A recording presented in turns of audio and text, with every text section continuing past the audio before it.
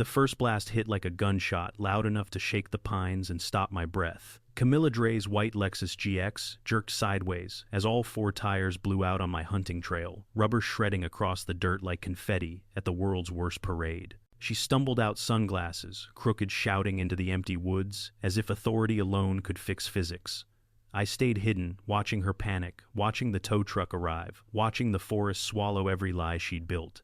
And as the engine faded, I realized something unsettling. The spike strip was just the beginning. Camilla Drae didn't start as a disaster. She arrived slowly, the way a storm crawls across the ridge before anyone realizes the air has changed.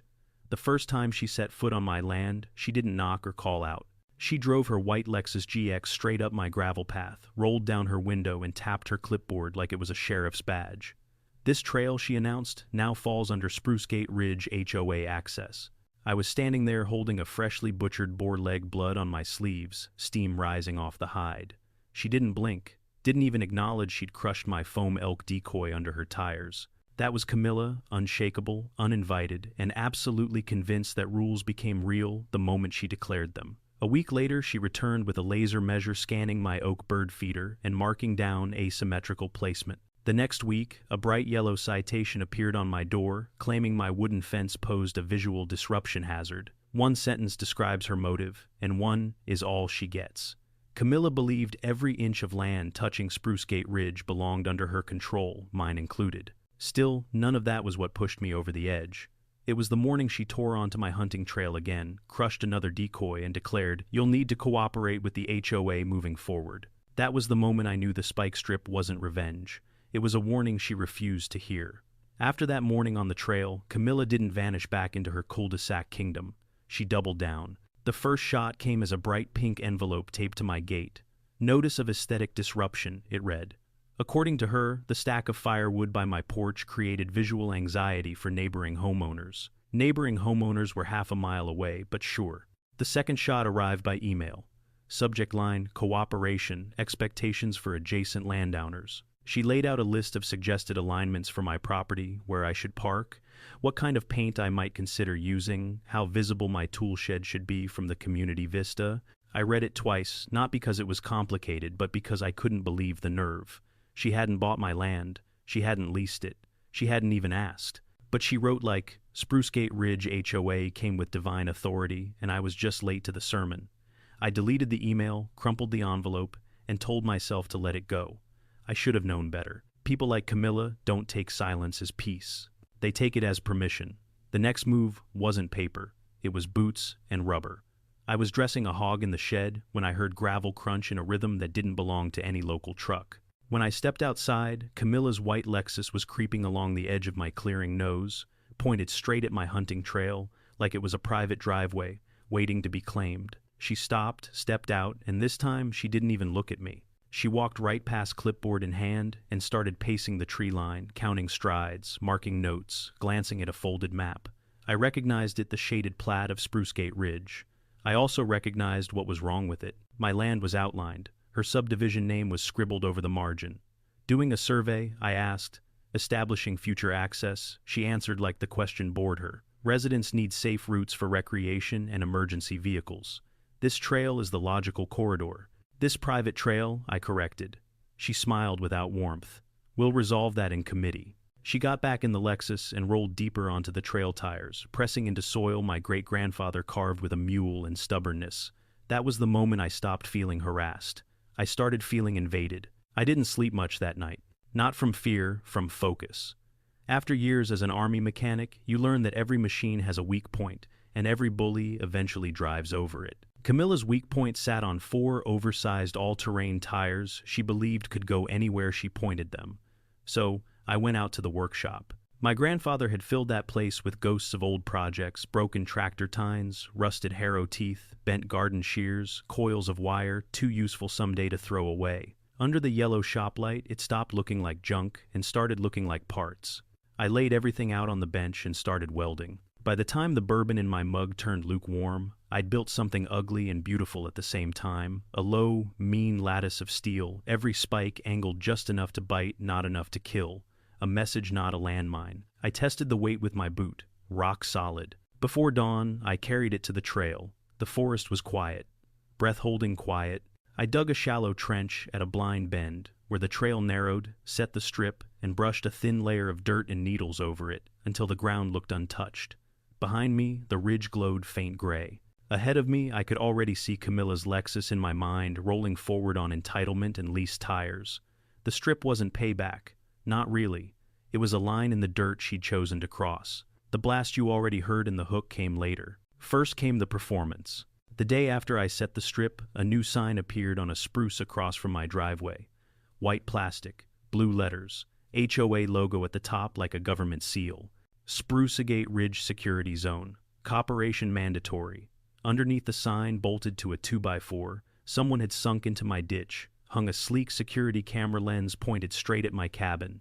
No one had asked. No one had knocked. No one had mentioned installing HOA hardware on private land.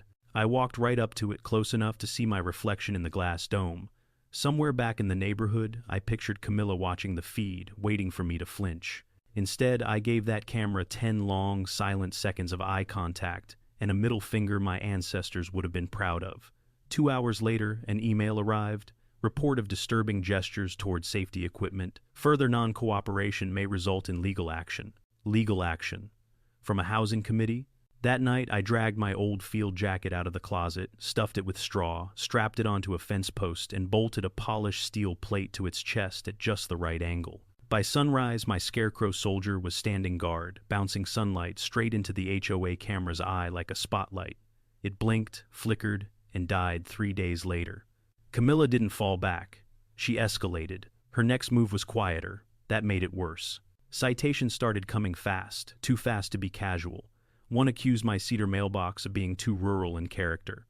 Another declared my canvas hammock non-compliant leisure furniture. When I answered by painting the hammock a blinding neon orange, a third notice followed, citing hostile color use. Fine, she could play paperwork games. But then one evening, something else went wrong, something that had nothing to do with envelopes. I was walking the back ridge, checking my own trail cameras, the ones I'd mounted years before Sprucegate existed. One screen after another blinked their usual night shots: deer, raccoons, the occasional trespassing turkey hunter. Then I hit the last feed. Static. Not dead batteries. Not weather damage. The model I was looking at could have survived a thunderstorm baptism. The signal had simply vanished. I didn't like that. On my way back, I saw it a faint, unnatural glow bleeding through the trees where there should have been nothing but dark trunks and stars. A low mechanical hum rode the air out of rhythm with the forest. I followed it. The clearing I stepped into looked like a crime scene, waiting for a headline. Someone had thrown together a shack from corrugated tin, mismatched plywood, and cinder blocks, half propped, half leaning. Behind it, a gas generator coughed and growled cables running into a cracked window. On the roof, a dish and booster antenna pointed at the sky like a metal finger. Parked beside it sat a black Chevy Suburban with a Sprucegate Ridge parking sticker, still clinging to the windshield. I didn't need a law degree to recognize half a dozen violations just standing there breathing. My first thought, so that's why she wants the trail. My second, this is bigger than citations and cameras. My third, I need help from someone who understands this kind of mess better than I do. So I went to see Doralee Hems. Most people knew her as the 70-something widow with hydrangeas that never died. I knew one more detail years ago. Over coffee she'd mentioned doing cryptography work for the Army, the way other people mention summer jobs. When I told her about the shack, the dish, the generator, and the hidden truck, she didn't look surprised. She set her teacup down, opened an old metal tin, and pulled out 2 military-grade walkie-talkies and a card of radio codes so worn the ink had half faded. "Channel 6, she said, like we were clocking in for a shift. "Encrypted enough for what we're about to do." "What are we about to do?" I asked. She smiled small and sharp. "We're going to let Camilla keep digging her own hole. We're just going to make sure the right people see how deep it gets." In that moment, the fight stopped being about spike strips and mailboxes. Camilla had turned my land into the cover story for something she was hiding in the trees, and I'd just crossed the point of no return. The Sprucegate Ridge Community Center had never been so full. People filed into metal chairs, whispering about safety amendments and emergency access proposals, unaware they were seconds from watching their entire HOA implode. At the podium stood Camilla Drae, wearing a sharp blazer and an even sharper smile. Behind her, a sad fern wilted under fluorescent lights. She tapped the microphone like she was tuning a weapon. "Thank you all for attending," she began. "Today, we will vote on Amendment 14C, granting our HOA full authority over adjacent natural routes vital to community safety. Adjacent natural routes. She meant my hunting trail. She raised her clipboard. If there are no objections, we will proceed directly to I object. Chairs squeaked. Heads turned. A hush rolled through the room like cold wind. Camilla's smile thinned into a crease recognition and dread mixing in her eyes. Mr. Mercer, she said, tightening her jaw, this meeting is not for personal disputes. This isn't personal, I replied. It's about the truth. Up in the back row, Doralee Hems calmly set her laptop on her knees, waiting for my signal. Camilla saw the computer, saw Doralee, and for the first time since she'd driven onto my land, her confidence flickered, like she knew something big was coming. She was right. I stepped toward the projector screen, heart steady, voice steady, because I knew exactly what every person in that room deserved to see. Before you vote to seize my land, I said you should know what your president has been building on it. I nodded to Doralee. She hit one key. The lights dimmed. The projector flared to life. And there it was, the shack. Tin walls, generator, booster dish, displayed in clear, high-resolution color. Gasps rippled across the room. The next slide appeared invoices for encrypted signal hardware purchased from an overseas vendor. Buyer C. Drae. Shipping address, Sprucegate Ridge, HOA. Camilla lunged toward the projector. Stop this immediately. This is misinterpreted. This is private committee material. I raised my voice. Then, let's show the committee the rest. Doralee clicked again. Now the screen showed a time-stamped video clip extracted from Camilla's own surveillance feed. Camilla dragging a metal case into the shack at 1:42 a.m., muttering to herself, checking over her shoulder, plugging cables into equipment no HOA had any business owning. The room erupted. Is that her? What is she doing out there? My kids hike near those woods. Is this even legal? Camilla shouted over them. Those are prototypes, safety trials. You don't understand the complexity of another slide appeared, a map showing her signal transmissions bouncing to an offshore relay server flagged for investigation. Silence. Thick, suffocating silence. Then someone whispered exactly what everyone was thinking. She wasn't running an HOA, they said. She was running whatever that is. That was when the doors to the community center burst open. A black sedan screeched to a stop outside, and two men in dark suits stepped in. Their badges flashed in cold, decisive light. Camilla Drae, the taller agent, called voice, booming through the hall. We need to speak with you regarding unauthorized signal distribution, unreported communication imports, and violations of federal transmission law. Every eye swung to her. Camilla froze. Clipboard clutched tight, mouth open but empty of words. For once, she couldn't speak regulations into existence. Gentlemen, there must be some misunderstanding, she stammered. I run a homeowners association. You run an unregistered communications hub, the agent corrected. You will come with us. People stood. Some backed away, some filmed. Rebecca, the self-appointed queen of yoga pants and compliance, nearly fainted into her golden doodle. Camilla looked around the room as if searching for allies. She found none. Finally, her eyes landed on me. Not angry, not even hateful. Just the stunned realization that the man she tried to steamroll was the one holding the spotlight that exposed her. The agents took her by the elbows and guided her toward the exit. Her clipboard slipped from her hand and clattered to the floor, hollow, useless. As they led her out, Doralee closed her laptop with a soft click and whispered, "Checkmate." The room didn't erupt this time. It detonated. The moment the doors closed behind the federal agents, the community center didn't calm down. It surged. Voices rose in overlapping waves. Chairs scraped, phones came out, people argued, whispered, demanded answers. But I stayed where I was standing beside the projector, letting the chaos swirl while my pulse slowly settled back into the rhythm of something I hadn't felt in a long time. Relief. Doralee Hems joined me at the front, folding her hands over her cardigan, like she'd just finished teaching a Sunday class, rather than detonating an HOA presidency. Well, she murmured, that went smoother than most field operations I've witnessed. You've witnessed field operations? I asked. She winked. You'd be surprised. Before I could respond, County Officer Leonard Prentice stepped onto the stage, his voice cracking through the noise. Everyone, please settle. We need to address immediate housekeeping matters following Mrs. Drae's removal. It took nearly a full minute for the crowd to simmer into something like order. Leonard swallowed hard. Effective now, Sprucegate Ridge HOA operations are suspended until an interim committee is established. All citations issued by former President Drae are void. All surveillance equipment placed on private land must be removed before sunset. That last line earned actual applause. Leonard turned to me next. Mr. Mercer, the county would like to present you with documentation regarding your trail. He handed me a thick envelope. Inside was a stamped letter, fresh ink official seal, long paragraphs confirming what Doralee and I had fought for. But the only line I cared about read, "The Mercer Trail is hereby designated a protected rural corridor permanently exempt from any HOA jurisdiction." I didn't smile, not yet, but something old and heavy unclenched inside me. The residents, finally processing everything, began drifting toward us. Some apologizing for supporting Camilla, some thanking us for exposing her, others simply shaking their heads like they'd woken up from a spell. Even Rebecca approached, face pale as paper. "I didn't know," she whispered. "Most people didn't," I answered. "That's why she got this far." Her golden doodle barked once, as if adding a tiny embarrassed apology of its own. By the time the crowd thinned out, only a few of us remained. Me, Doralee, Jethro, Vance with 2 beers in hand, and Tony already editing video on his phone, like the story couldn't wait another second to hit the internet. We stepped outside. The sun was lowering behind the ridge, staining the sky gold.